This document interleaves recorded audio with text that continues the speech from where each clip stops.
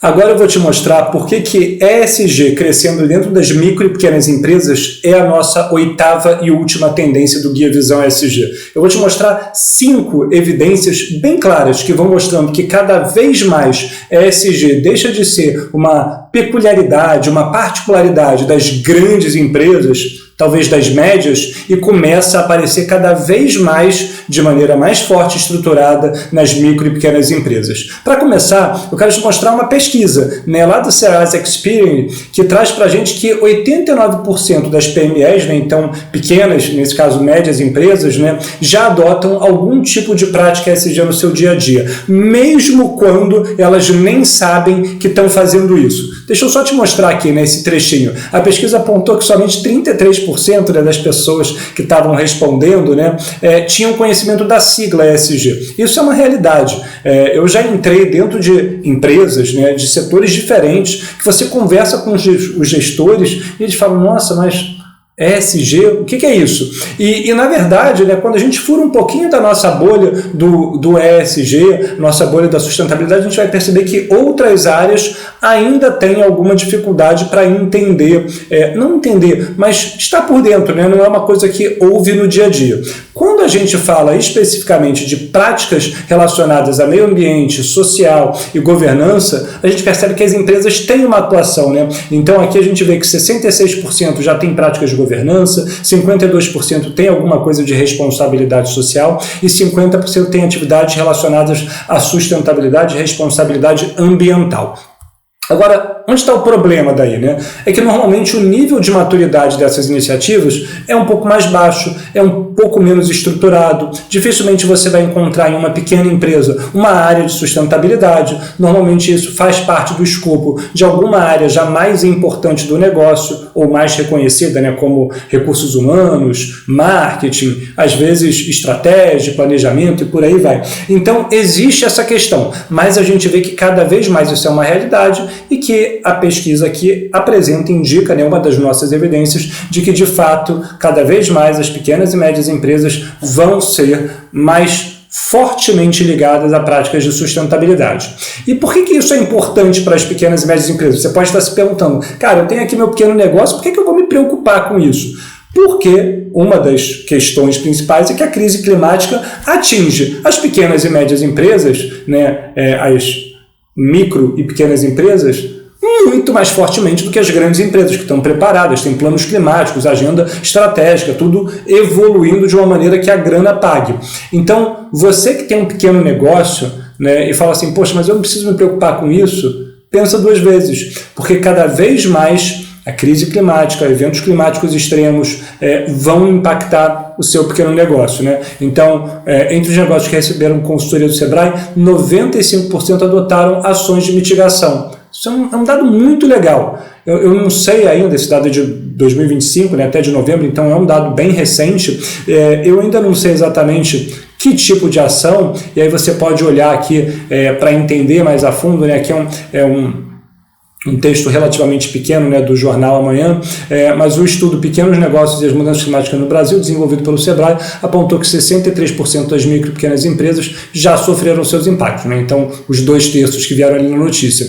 E 94% adotaram pelo menos uma medida emergencial para manter as operações. Então, esse levantamento que foi realizado pelo Centro Sebrae de Sustentabilidade, que eu ainda vou falar dele aqui, indicou que cada vez mais isso vem se tornando uma realidade, mas ainda está aquém do que poderia, já que apenas 18% possuem processos formais de gestão de risco, 64% não tem plano de adaptação, e entre os negócios que receberam consultoria ou capacitação, 95% já adotaram alguma ação de mitigação. Agora, se foi só uma ação pequenininha, se foram várias mais estruturados, isso não fica 100% claro. É muito legal que você entenda isso, se for um pequeno empresário.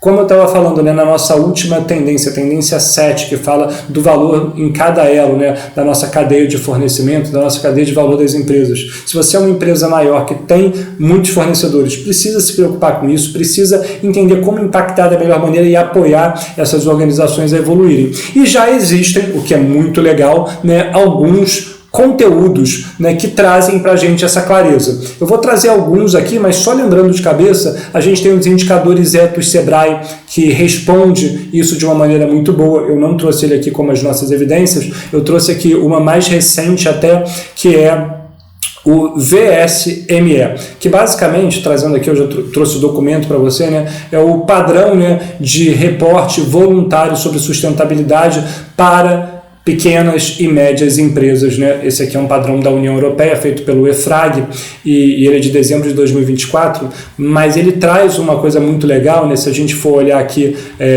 toda a estrutura, se você já olhou a estrutura do ESRS, que é o padrão de reporte europeu, né? European Sustainability Reporting Standard, você vai ver que ele é muito grande, ele é complexo, ele tem uma estrutura muito forte.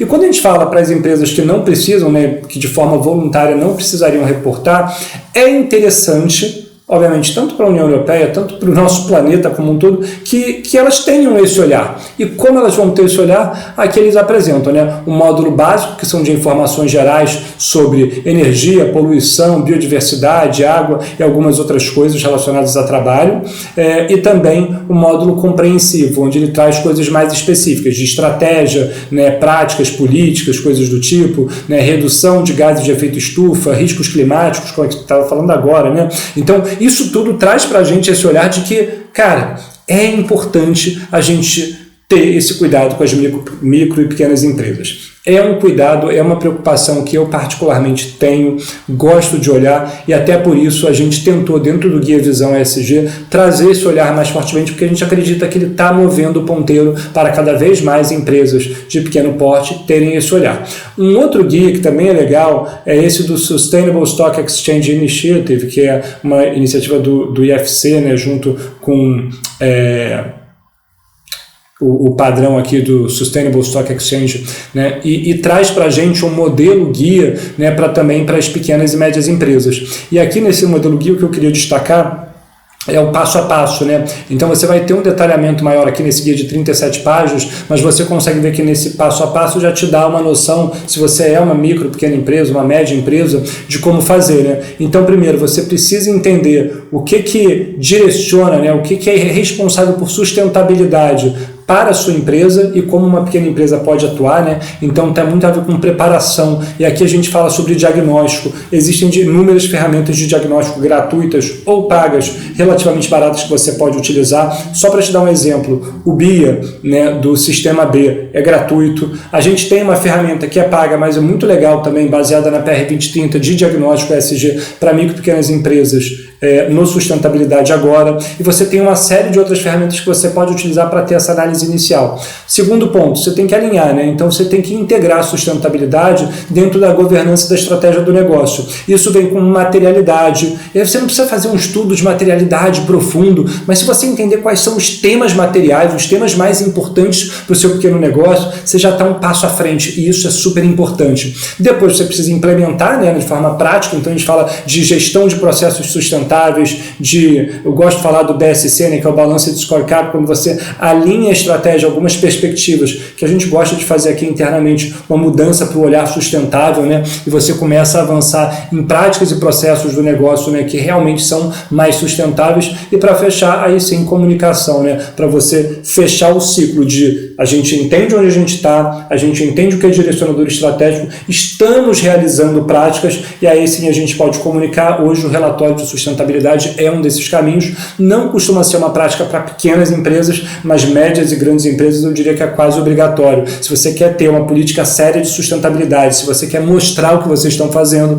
o relatório de sustentabilidade é uma das principais ferramentas para fazer, né, e dar essa transparência para a gestão da sustentabilidade dentro do seu negócio. E para fechar, a nossa última evidência aqui, né, é que o Sebrae tem cada vez mais feito esforços relacionados à sustentabilidade. O Sebrae é esse monstrão aí dos pequenos e médios negócios, né, do Brasil, micro e pequenas empresas, microempreendedor individual, né? O Sebrae ele tem um trabalho nacional, e local também, né, no Brasil inteiro, né, apoiando inúmeros empreendedores, gestores, e cada vez mais a gente tem visto eles entrarem na seara da sustentabilidade. E aqui é o Centro Sebrae de Sustentabilidade. Eu tive esses dias conversando, né, com a gestora, e é muito legal a gente ver que você consegue encontrar materiais gratuitos, pesquisas, conteúdos muito legais que podem apoiar a sua pequena empresa, o seu pequeno negócio a prosperar. E aqui dentro do Centro Sebrae de Sustentabilidade eu trouxe algum desses conteúdos, né? A gente tem